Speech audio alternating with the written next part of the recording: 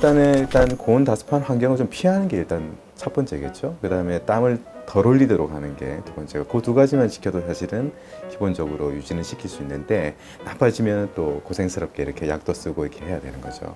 그래서 그 환자분들이나 보호자분들한테 권장드리고 싶은 거는, 일단은 너무 덥지 않도록 해주는 게 첫 번째입니다. 그래서 실내에서는 실내 적정한 온도를 좀 유지하시고, 필요한 경우에는 에어 컨디션을 사용해 가지고 실내 온도를 적정하게 유지시켜 주는 게 되게 중요할 것 같고요. 밖에 나갈 때도 너무 더운 그런 시기는 좀 피해야 되겠죠. 예를 들어서 12시, 3시, 5시까지 보통 직사광선이 내리쬐는 그런 시기, 그때는 야외 활동을 좀 피하고, 나가더라도 자주 좀 쉬어주고, 덥지 않도록 해주고, 그늘에서 조금 쉬게 해주고, 이런 것들도 중요할 것 같고, 옷차림도 대개는 가볍게 입히시겠지만은, 아무래도 아토피 피부염 환자들은 옷 자체도 자극이 될 수 있기 때문에 당연히 아시겠지만, 면 종류의 좀 헐렁헐렁한 통풍이 잘 되는 옷으로 입어주고, 조금 가볍고 좀 밝은 옷 계열로 입어주는 게 아무래도 좀 땀을 덜 흘리는데 좀 중요할 것 같습니다. 물론 이제 그 겨울철도 마찬가지지만 사계절 다 필요한 게 목욕하고 보습제 바르는 건데, 기본적으로 여름에도 목욕하고 보습제 바르는 건 이제 필요한데, 땀을 많이 흘리잖아요. 땀을 많이 흘리면은 보통 저희가 이제 교육을 할 때 매일매일 그 약간 미지근한 물에 한 10분, 15분 정도 목욕을 하고 3분 이내로 보습제 바르고 하루 2번 이상 보습제 바르라고 하잖아요. 대개는 이제 땀을 많이 흘리면은, 그럼 땀을 많이 흘렸는데 거기다가 보습제만 바르면 되느냐, 하루에 한 번만 씻어도 되느냐, 이렇게 하시는데, 사실 땀 많이 흘리면 땀을 빨리 제거하시는 건 더 중요합니다. 그래서 너무 땀을 많이 흘리면은 목욕할 시간이 안 됐다고 하더라도 가볍게 샤워를 하고 바로 보습제를 발라주고 하는 건 되게 중요하게 되겠죠.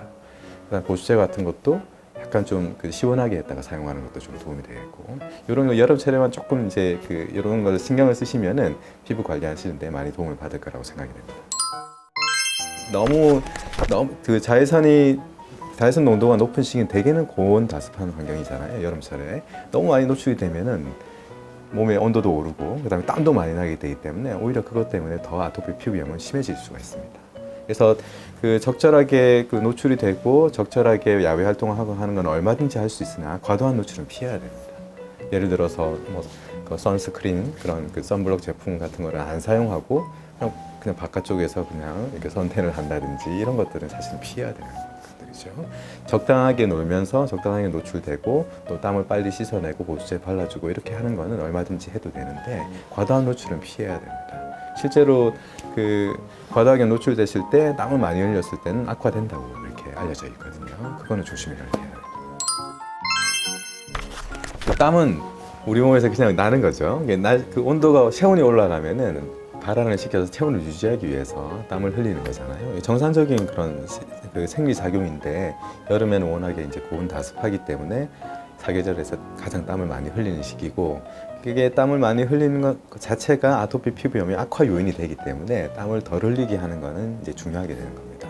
그래서 여름철에 그냥 옷차림 생각하시면은 가볍게 입고 밝게 입고 통풍 잘 되는 옷을 입으면 되는 거고, 면직류 위주의 옷을 입히면은 대개는 괜찮은데요.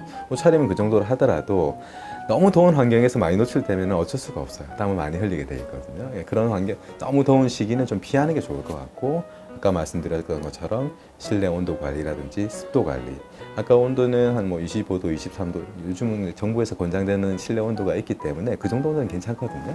24도까지는 괜찮은데 25도, 26도 올라가면 이제 땀을 많이 흘리게 되는 거니까 그때는 에어컨을 좀 사용하시고, 그다음에 습도가 올라가는 것도 당연히 땀이 많이 흘리게 되는 거니까 적절하게 실내 습도를 유지하는. 보통 우리가 교육을 해드릴 때 한 40에서 50%, 여름에는 고온 다습하니까 아무래도 한 60%는 넘지 말라고 이렇게 교육을 해드리거든요. 그래서 집에 온도 습도계가 없으면은 이번 기회에 하나 마련해가지고 적절한 습도를 유지하는 것도 가장 중요할 것 같습니다. 그리고 또 한 가지는, 이게 몸에 적절하게 체온을 유지하는 게 되게 중요하기 때문에 물을 많이 마셔야 됩니다. 그래서 여름철에 땀 많이 흘리고 수분이 부족하게 되면 열감이 더 생기고, 그러면 더더욱 또 땀도 많이 흘리게 되고, 사실 아토피 피부염뿐만 아니고 다른 문제들도 생기게 돼 있기 때문에 여름철에는 특히 좀 수분을 충분히 물을 많이 마셔가지고 보충을 해주는 게 되게 중요하다, 이렇게 생각이 됩니다.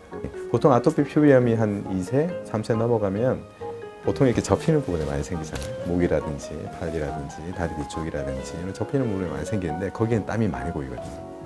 적당하게 땀이 많이 많이 안 나도 고기는 땀이 많아질 수가 있기 때문에 사실 이런 데 좀 조금 보송보송하게 좀 마른 상태로 유지해 주는 게 아토피 피부염 이쪽에 생기는 아토피 피부염 악화시키지 않도록 하는 거는 되게 중요한 거라고 생각이 됩니다. 보통 보면 이제 자외선 차단 지수라고 해가지고 SPF라든지 아니면 PA라든지 이런 게 다 요즘에는 다 표시가 돼 있잖아요. 그래서 그거는 보통 이제 자외선을 차단하는 지수인데 너무 이렇게 높은 걸 사용할 필요는 사실은 없습니다. 적당하게 차단할 수 있는 거면 괜찮은데 보통 뭐 한 20에서 30 SPF 그다음에 PA는 뭐 플러스로 기준했을 때 한 2 플러스 정도는 충분하다고 돼 있거든요. 근데 이제 그런 것보다는 오히려 너무 높은 그런 걸 사용하는 것보다는 오히려 그런 차단제의 그런 성분들이 자체가 종류가 좀 나눠지는데 보통 이제 물리적인 차단제라고 해가지고 우리가 흔히 얘기하는 뭐 무기물, 뭐 아연 성분이라든지 뭐 티타늄이라든지 이런 거 성분으로 되어 있는 거는 보통 바르면 하얗게 되는 그런 성분들은 바르면 바로 차단 효과가 생기거든요. 네, 그러면서 바로 차단할 것만 생기면서도 흡수가 되질 않기 때문에 피부에 피부 트러블이 잘 덜 생겨요. 오히려. 그래서 아토피 피부염 고를 때 중요한 거는 피부 자체가 트러블이 생기지 않는 차단제를 골라야 되는 게 되게 중요한 거거든요. 그래서 보통은 이제 그런 뭐 바르미 하얗게 생기는 그런 현상들이 없는 그런 차단제 중에는 화학 성분들이 많이 들어가는 것들이 많이 있거든요. 보통 우리 태닝할 때 쓰는 거라든지 그런 것들은 오히려 흡수를 시키죠. 흡수를 하면서 열감을 더 올라가게 할 수 있기 때문에 아토피 피부였으면 오히려 더 과민하게 반응해가지고 피부염이 악화가 될 수가 있다고 되어 있기 때문에 고르실 때 그런 것들은 좀 주의해서 골라야 될 것 같습니다. 네. 아토피 피부염 환자들이 뭐 다른 애들하고 특별히 사실 다를 건 없어요. 저 같은 경우에는 환자들이 와도 일상적인 생활은 다 하라고 하거든요. 아토피 피부염 환자들이라고 해가지고 이것도 못하고 저것도 못하고 다 가려고 이렇게 하진 않거든요. 여름철이면 당연히 수영장도 가야 되고 해수욕장도 갈 수 있어야 되는 거고 하고 싶은 운동도 다 할 수 있어야 되는데 다만 이제 그로 인해서 생길 수 있는 다른 질환들은 생겼을 때 예를 들어서 뭐 피부염 같은 것도 피부에 오염이 된다거나 균이나 바이러스 감염이 된다거나 하는 것들은 다른 애들보다는 아토피 피부염 환자들이 좀 더 심해질 수가 있기 때문에 당연히 이제 청결을 유지하는 건 되게 중요할 것 같고요. 수족구 감염이라든지 아니면 뭐 바이러스성 눈질환이라든지 아니면은 귀병이라든지 이런 것들은 물놀이 하고 나서도 이제 잘 생기는 그런 질환이기 때문에 그런 것들을 좀 특히 주의해야 되는데 요즘 코로나 때문에 사실 마스크하고 손 세정을 많이 하기 때문에 그런 질환들이 상대적으로 많이 줄어든 것도 같습니다. 그래서 그거는 좋은 점이긴 하지만 아무래도 이제 더워지면 마스크 쓰는 것도 좀 부담 잘 안 되고 할 테기 때문에 외출하고 돌아오면은 손 잘 씻는 거 요즘에 다 교육이 돼 있더라고요. 30초 이상 손 씻고 그다음에 양치 잘 하고 깨끗하게 유지해 주면은 그런 감염성 질환들은 좀 막을 수 있을 거라고 생각되고 귀도 이제 귀에 그런 수영장 물이라든지 게 들어갔을 때 귀병이 또 생길 수 있기 때문에 그런 것들은 귀마개를 한다든지 해서 좀 주의를 해야 될 것 같고요. 아토피 피부염 환자들이 수영장 물에 노출이 되면 나빠질 수 있거든요. 이 염소 성분 때문에 그런 건데 그래서 수영을 하는 거는 할 수는 있는데요. 하고 나서 바로 씻어내는 게 되게 중요합니다. 가만히 있으면 안 되고요. 바로 씻어내고 그 다음에 바로 보습제를 발라주는 게 되게 무엇보다도 중요하거든요. 그래서 수영은 적당하게 수영을 하고 너무 덥지 않게 해주고 수영하고 난 이후에 목욕하고 보습제를 잘 바르면 얼마든지 할 수 있는 거죠. 하루 종일 만약에 마스크를 쓴다면은 중간중간에 좀 풀어가지고 통풍을 시켜주는 게 되게 중요하죠. 시원하게 좀 유지를 해주고 왜냐하면은 아토피 피부염 환자들은 마스크를 계속 쓰고 있다면 이쪽에 자꾸 이제 침, 땀 콧물 이런 게 다 자극이 될 거기 때문에 특히 어리면 어릴수록 그게 제어가 잘 안 되잖아요. 그래서 적절하게 열어주고 적절하게 닦아주고 조금 보송보송하게 유지시켜주는 것들은 이제 보호자분들이 이제 엄마 아빠가 좀 신경 써서 해주시고 큰애들 같은 경우는 자기가 알아서 또 하면 되는 거고요. 그 다음에 마스크가 쉽게 사실 오염될 수 있거든요. 침도 그렇고 땀도 그렇고 그 다음에 콧물도 그렇고 그래서 오염된 축축한 상태로 있던 걸 다시 쓴다. 그럼 또 균감염이 또 문제가 되겠죠. 그래서 코 주변이라든지 입 주변에 염증이 또 생길 수가 있기 때문에 세균 감염이라든지 바이러스 감염 축축한 환경이 잘 생기기 때문에 마스크가 젖은 거는 오랫동안 두거나 뭐 여러 번 계속 반복해서 쓰거나 하는 건 조금 이제 피해야 되겠죠. 요즘은 다행히 좀 수급이 좋아져가지고 그런 것들도 이제 생길 수 있을 것 같고 어떤 분들은 접촉 피부염이 생기거든요. 다 그런 건 아니겠지만 아토피 피부염 환자들에서도 접촉에 의해서 생긴다고 한다면은 마스크 종류를 조금 계속 쓰던 거에서 그런 현상이 벌어진다면 다른 종류로 좀 바꿔본다든지 아니면 적절하게 그 연고 같은 걸 좀 발라가지고 갈아준 다음에 다시 쓴다든지 하는 방법들도 사용해야 될 것 같습니다. 알러지 비염 환자들, 알레르기 비염 환자들이 아토피 피부염 환자들의 이제 동반이 될 수 있고 또 일부 환자는 천식까지 올 수 있죠. 그래서 그 비염 환자들이 되게 불편하게 느끼는 것 중에 하나는 코막힘이거든요. 그래서 콧물 나고 코 막히고 재채기라고 하는 특히 여름철에는 꽃가루 알러지가 이제 봄에서 여름처럼 넘어갈 때 알러지가 있을 수가 있기 때문에 알러지가 있는 사람들은 실제로 이제 마스크를 사실은 코로나하고 상관없이 다 쓰라고 하거든요. 그게 좀 차단을 시켜주기 때문에. 근데 이제 코가 꽉 막혀 있는 상태에서 계속 마스크를 쓰고 있으면은 호흡이 불편할 수는 있겠죠. 그럴 때는 운동이라든지 이런 것들이 이제 불편해질 수가 있기 때문에 적절히 비염 치료를 자체를 좀 같이 하는 것도 되게 중요하거든요. 코 막힌 상태로 마스크를 쓰면 아무래도 답답할 수밖에 없거든요. 천식 환자들도 마찬가지입니다. 천식하고 비염이 동반되어 있다거나 천식만 따로 있다고 하더라도 적절하게 그 질환 자체를 치료를 하면서 마스크를 해야 되는 거고 너무 증상이 비염 증상이 심하다거나 천식 증상이 동반되어 있는 상태에서 마스크를 쓰고 무리하게 외출을 한다든지 마스크를 쓰고 운동을 한다든지 하면은 많이 힘들게 되겠죠. 그래서 그런 것들은 좀 피해줘야 됩니다. 이게 뭐 100%는 안 되겠지만 일부는 예방도 가능하고 일부에서는 완치가 되는 걸로 돼 있죠. 아시다시피. 그래서 지금 이제 저희가 이제 그 아토피 피부염을 포함한 알레르기 질환들, 천식이나 비염이나 이런 연구들, 출생 코호트 연구라고 해가지고 태어날 때부터 쭉 환자들을 이제 지켜가면서 어떤 위험 요인을 가지고 있는 애들이 계속하고 어떤 특성이 있는 애들이 좋아지고 어떤 치료를 하니까 좋아지고 이런 연구들을 많이 하고 있거든요. 여기서 이제 교과서에 실릴 정도의 그런 그 증거라든지 이런 것들은 아직 좀 부족하긴 하지만 그래도 연구들은 우리가 흔히 얘기하는 프로바이오티스 같은 경우에는 엄마가 임신 중에 프로바이오티스를 꾸준하게 복용을 한다든지 임신 이후에 아기가 태어났을 때 프로바이오티스 복용한다든지 하면은 아토피 피부염이나 천식의 예방 효과는 어느 정도 있거든요. 네, 그거는 있어요. 있는데 그걸 언제부터 얼마나 어떤 사람들이 어디까지 먹어야 되냐 여기에 대한 게 아직 논의가 좀 필요하거든요. 그래서 정확하게 모든 환자들한테 이걸 먹으라 이렇게 할 수 있을 정도의 권고사항은 안 되는 것 같고요. 또 한 가지는 최근에 나온 연구에서는 실제로 엄마 아빠가 이제 아토피의 고위험군이라든지 환자들은 태어나면 이제 걱정이 되잖아요. 아무래도 유전성인 것도 강하고 환경적인 요인도 있으면서 계속 이제 아토피가 발생하는 거기 때문에 그래서 아토피 위험 요인을 가지고 있는 애들이 태어났을 때 출생 초기부터 꾸준하게 보습제를 잘 사용하면은 막을 수가 있어요. 실제로 그거는 연구가 많이 되고 있기 때문에 어떻게 보면 예방이죠. 그게.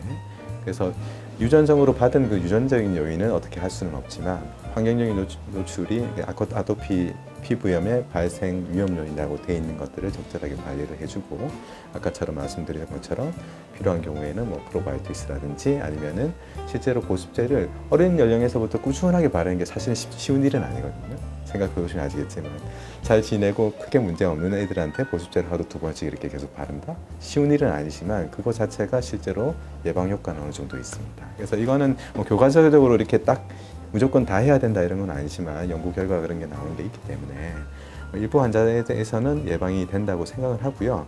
또 완치의 개념인데 10명이 생기면 보통 한 6명, 7명 좋아진다고 되죠.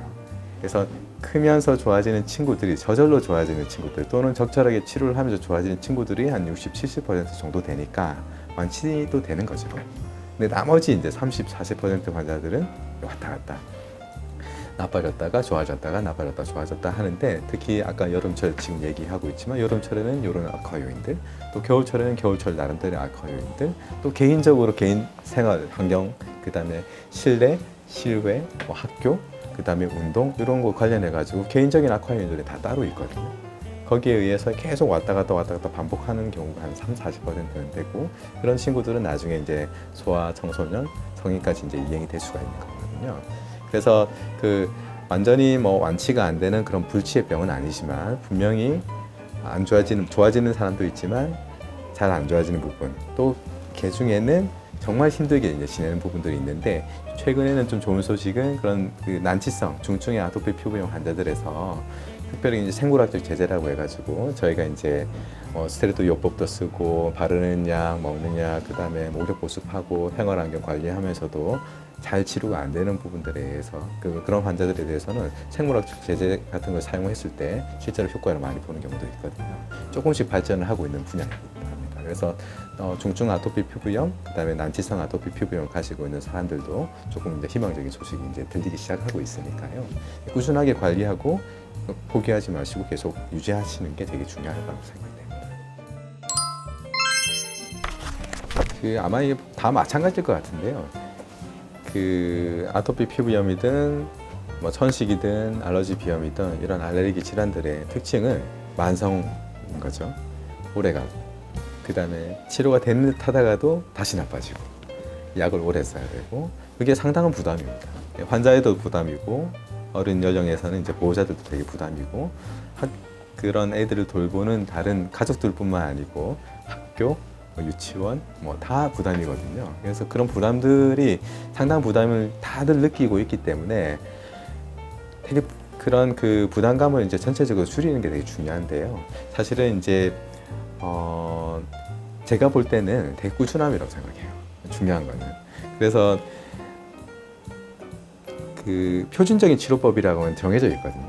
아까 제가 말씀드린 그런 매일매일 목욕을 잘하고 보습제를 잘 바르고 개별적으로 악화 요인들을 잘 파악을 해가지고 그걸 컨트롤해주고 그 다음에 나빠졌을 때 그렇게 하면서도 나빠졌을 때는 적극적으로 스테로이드 연고, 그 국소 스테로이드 연고라든지 아니면 다른 뭐 염증 조절하는 약이라든지 필요한 경우에는 덜 가렵게 하는 약이라든지 염증 세균 항균제라든지 적절하게 사용하는 치료의 개념이죠.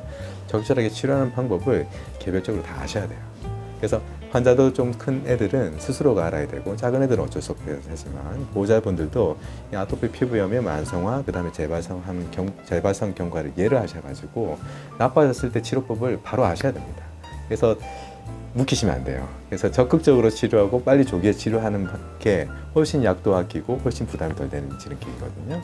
그래서 한 번 약 발라가지고 쫙 좋아졌다고 해가지고 아토피 피부염이 끝나는 건 아니잖아요. 그래서 꾸준히 또 악화되고 반복될 수가 있기 때문에 완전히 좋아져가지고 약을 더 이상 안 쓰셔도 될 때까지는 꾸준하게 목욕하고 보수제 바르고 조기에 악화됐을 때 빨리 약을 써가지고 좀 가라앉혀주고 하는 게 꾸준함이 되게 중요하다고 생각이 됩니다. 그러기 위해서는 사실 이제 의료진들도 노력을 많이 해야 되거든요. 저도 마찬가지고 이제 그런 교육센터라든지 이런 데서도 꾸준하게 환자 보호자 대상 관리가 돼요. 그 교육이 계속 연결이 될 때 그런 게 가능하다고 생각이 됩니다.